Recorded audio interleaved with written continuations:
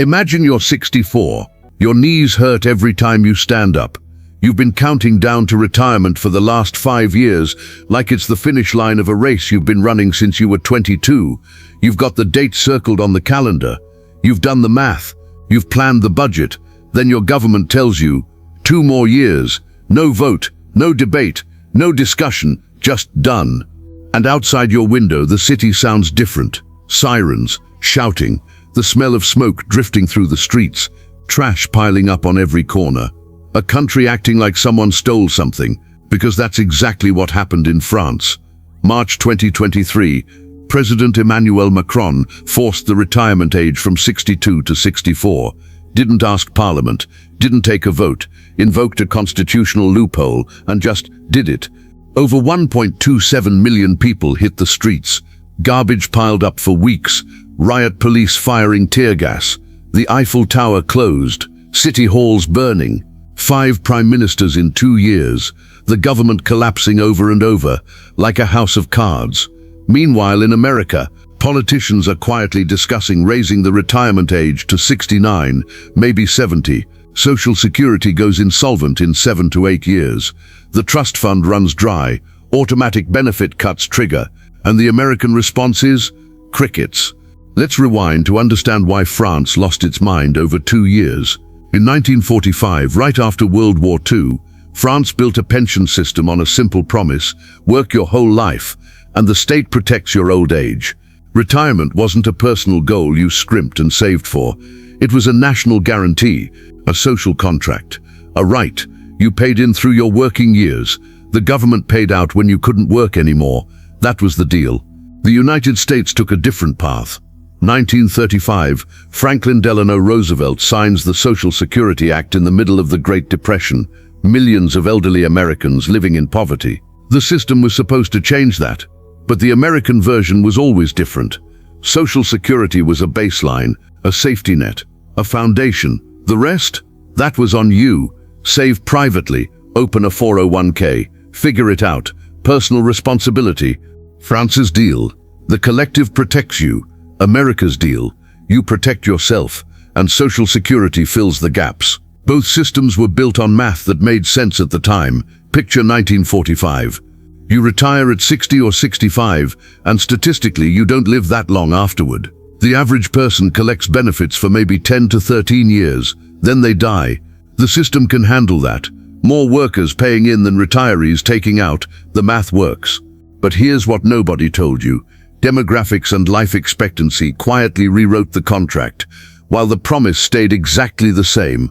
By the early 2000s, France had about 2.1 workers paying into the pension system for every retiree collecting benefits. By 2020, that dropped to 1.7 workers per retiree. By 2070, it's projected to hit 1.2 workers per retiree. Do the math: fewer people working, more people retiring, everyone living decades longer. The system starts bleeding money. In America, the ratio collapsed even harder. In 1960, there were over 5 workers per retiree. 5 people working and paying payroll taxes for every 1 person collecting Social Security. By 2000, that dropped to 3.4 workers per retiree. By 2024, it's down to 2.7 workers per retiree. And by 2034, it's projected to hit about 2.5. The retirement deal everyone signed? It's like a contract nobody rereads. The fine print changed, the assumptions shifted, but the promise stayed frozen in 1945. And in a minute, I'll show you the exact moment France snapped, and why the United States is walking toward an even higher retirement age with almost no noise. To understand why France lit the match, you need to understand the deal they think they're defending. Now, let's get to the moment the French realized the contract was being edited in real time. Emmanuel Macron knew the pension system was in trouble. France was spending nearly 14% of economic output on pensions, the highest in the developed world. Something had to give. His solution: raise the retirement age from 62 to 64, 2 years. On paper, it doesn't sound catastrophic, right? France would still retire younger than most of Europe, Germany already at 67, the United Kingdom at 66. But here's where it gets dark. March 16, 2023. Macron invokes Article 49.3 of the French Constitution. It's a legal loophole that lets the government force a law through without a parliamentary vote. No amendments, no debate, no discussion. The law just passes. Prime Minister Elizabeth Borne invoked it. Macron backed her, and the entire democratic process got bypassed in a single procedural move. Picture yourself as a French worker that day. You're watching the news after dinner. The anchor announces that your retirement age just changed. No vote happened. Parliament didn't approve it. The decision was made in a room you'll never enter, by people who'll never feel the consequences. Your knees already hurt, your back already aches, and someone just added 2 more years to your sentence. The response was immediate and furious. January 19, 2023 had already seen 1.12 million people in the streets, the first day of protests. By January 31, the numbers hit 1.27 million, official government count. Unions claimed closer to 2 to 3 million. But after Macron bypassed Parliament entirely on March 16, the protests turned into something else. Garbage piled up for weeks. Sanitation workers on strike. The streets of Paris looked like a landfill, the smell of rotting trash mixing with tear gas. Transit shut down across the country. Riot police clashing with protesters in front of government buildings. Burning barricades lighting up the night sky. The Eiffel Tower closed to tourists, city halls set on fire in smaller towns, 14 days of nationwide demonstrations, the longest pension protest in modern French history. France didn't erupt because of the number 64. France erupted because the government treated the number like a command, not a conversation. And here's the kicker. 2 no-confidence votes in Parliament came within 9 votes of toppling the government. 9 votes, that's how close Macron came to losing power entirely. March 20, 2023. The votes failed. Barely. April 14, the Constitutional Council approved the reform. April 15, Macron signed it into law. Retirement age 62 to 64 became official. Done. But 80% of the French opposed forcing the reform through without a vote. 80%. That's not a vocal minority. That's a democratic crisis. Quick question. If your government moved your retirement date with no vote, would you protest or just adjust your budget and keep going? I want to hear from you in the comments. When a system is challenged in France, the conflict is public, physical, and immediate. You can't ignore it. 14 days of nationwide protests, strikes across every sector, transportation workers, sanitation, teachers, energy workers, public services grinding to a halt. The country looked ungovernable on camera, which means the world paid attention. March 7, 2023, 1.28 million protesters. March 23, 2023, over 1 million protesters again. 9th day of nationwide action. But the French weren't just angry about 2 years. They were angry about legitimacy, the process, the broken promise that their voice mattered. Here's the scenario most Americans can't quite picture. You work your whole life under a system that says, we'll take care of you when you're old. That's the deal. You pay in, the state pays out. And then the government changes the deal unilaterally, with no debate, no vote, no conversation, and tells you to deal with it. That's not policy disagreement. That's betrayal. The political fallout didn't stop when the law passed. Fast forward to 2024 and 2025. 5 prime ministers in 2 years: Gabriel Attal, Michel Barnier, who became the shortest-serving prime minister in the entire Fifth Republic after being ousted via a no-confidence vote in December 2024. He lasted months. François Bayrou, ousted in September 2025 after calling a confidence vote himself and losing spectacularly 364 to 104. Sébastien Lecornu, who resigned after 26 days in office in October 2025, making his tenure among the shortest in the history of the French Fifth Republic. The French government has been collapsing in slow motion ever since Macron forced that pension reform through. June 2024, Macron called snap elections after the far-right National Rally had success in European Parliament elections. Political gamble. It backfired, created a hung parliament. No party has a majority. France hasn't been able to pass a budget. The government keeps collapsing. The country is, by many expert accounts, verging on ungovernable. And it all traces back to March 2023, and 2 years. Now, Here's where it gets uncomfortable. America already absorbed a 2-year increase. It happened so slowly most people didn't even notice. No protests, no riots, nothing. 1983, Congress passed the Social Security Reform Act. Bipartisan, signed by Ronald Reagan, it raised the full retirement age from 65 to 67. But they phased it in gradually over decades. If you were born in 1960 or later, your full retirement age is 67, not 65. It's already done. It already happened. No one burned down City Hall. No one shut down the subway. America just accepted it. And now, the Republican Study Committee, representing about 80% of House Republicans, proposed raising the retirement age to 69. The plan? Increase it 3 months per year, starting in 2027. By 2034, you're retiring at 69. Some proposals float 70. France got a single explosion. America gets a slow leak. Same pressure, different sound. So if France is loud and America is quiet, the real question is, how big is the quiet problem? Let's talk about the math nobody wants to say out loud. The Social Security Old Age and Survivors Insurance Trust Fund goes insolvent in 2032 to 2033. That's 7 to 8 years from now. Not some distant hypothetical future. If you're 59 years old today, this hits you directly. You're retiring right when the fund runs dry. When the trust fund runs out of money, the system doesn't collapse entirely. Social Security still collects payroll taxes from current workers, but it can only pay out what it collects. That means automatic cuts to every beneficiary, current retirees, future retirees, everyone. About 23%, roughly a quarter of what you were promised. Here's what that looks like in real life.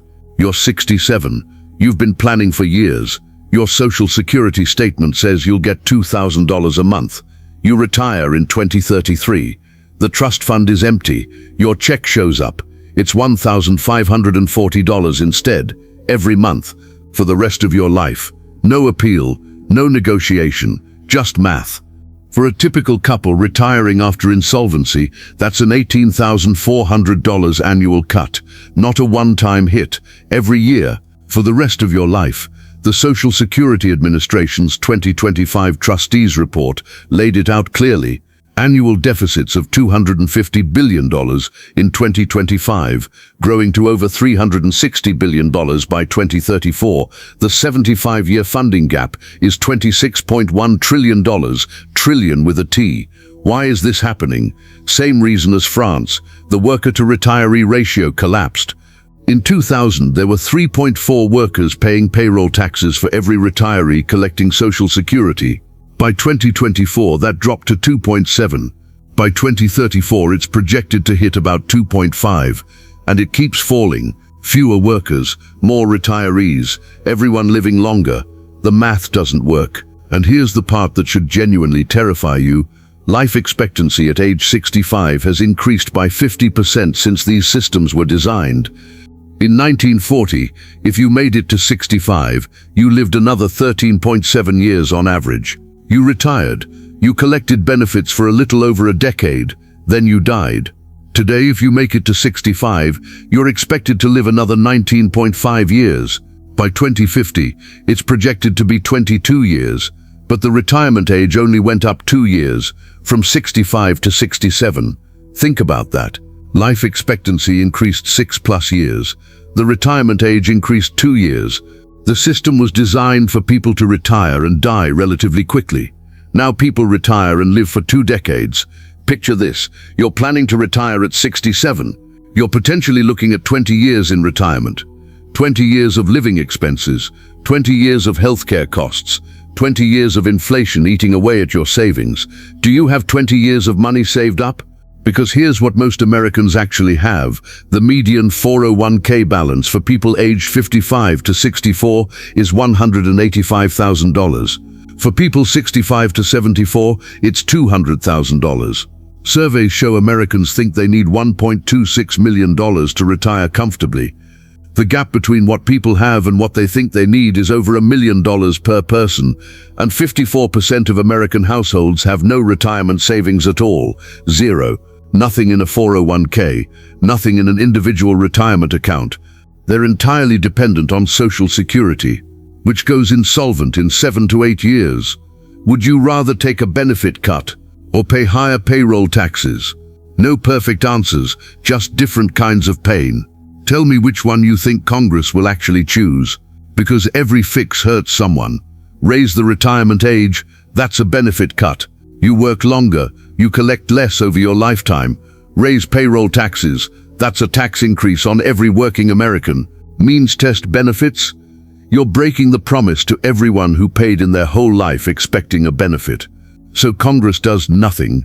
The last time they meaningfully reformed Social Security was 1983, 41 years ago. They've known about the demographic cliff for decades. The trustees' report has been sounding alarms for years, and every year they wait, the fixes get harder and more painful. To fix Social Security today, right now, would require either a 29% payroll tax increase or a 22% benefit cut to everyone. If they wait until 2034, when the trust fund is actually depleted, those numbers jump to a 34% tax increase or a 26% benefit cut. Delay makes it worse, and recent actions actively made the problem worse, not better. The Social Security Fairness Act passed in January 2025. It eliminated benefit reductions for people who also receive government pensions. Sounds nice, right? It added $200 billion to the 10-year shortfall. The One Big Beautiful Bill Act in 2025 reduced revenue from taxing Social Security benefits. Another hit to the trust fund, moved the insolvency date up to 2032 instead of 2033. Political will to actually fix this, zero. So where does that leave us? France locked in the reform. Retirement age 62 to 64, fully phased in by 2030. But the political cost was absolutely catastrophic.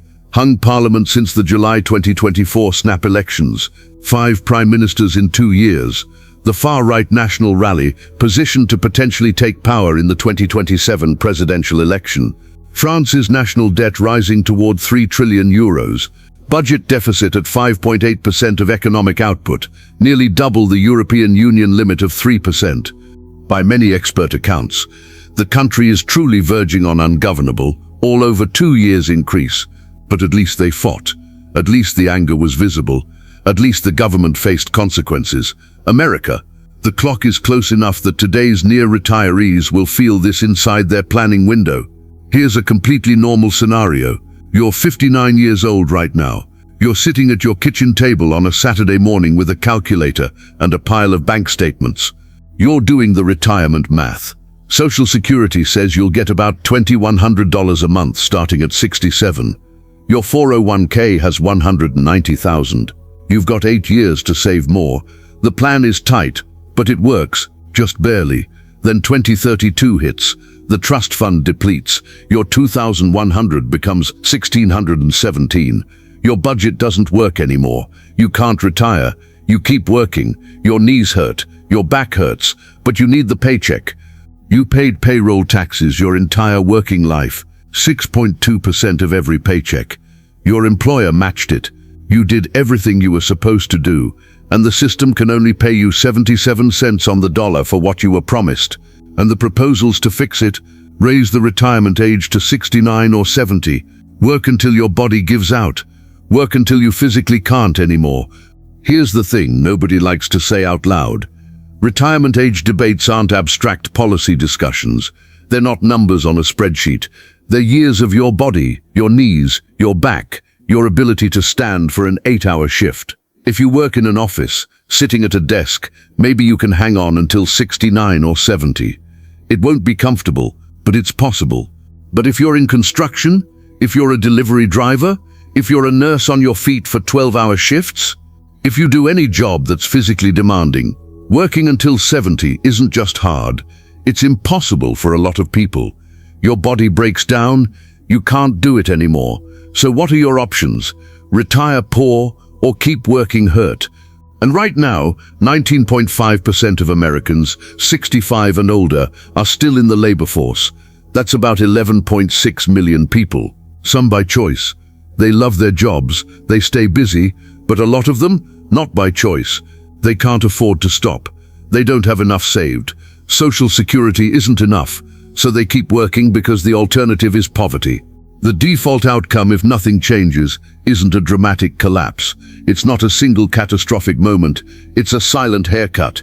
Paid for in extra working years, paid for in reduced benefits, paid for in the gap between what you were promised and what the system can actually deliver.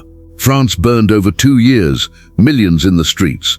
Government collapse, political crisis, all over 62 to 64. America already accepted 65 to 67. No protests, and now politicians are discussing 69 to 70, like it's just paperwork. Be honest, what age do you think you will actually stop working? Not when you want to, not when you dream about, when you realistically can afford to, when your body forces you to. Leave your answer in the comments. I'll be reading them, because I think a lot of you already know the answer, and it's higher than you want it to be. The retirement deal everyone thought they signed, it's being rewritten. Quietly, gradually, 2 years at a time. The only question is whether you'll notice before it's too late. But here's the part nobody's asking. Why is this happening everywhere? France, America, Germany, every developed country is facing the same retirement crisis at the same time. That's not a coincidence. Retirement wasn't always the deal. For most of human history, it didn't exist. It was a 70-year experiment that only worked under very specific conditions, and those conditions, they're gone. I just released a video breaking down exactly when retirement was invented, why it only worked for one generation, and why we're quietly returning to what humans did for thousands of years: work until you physically can't anymore. The math behind it will change how you think about your entire future. The link on screen now.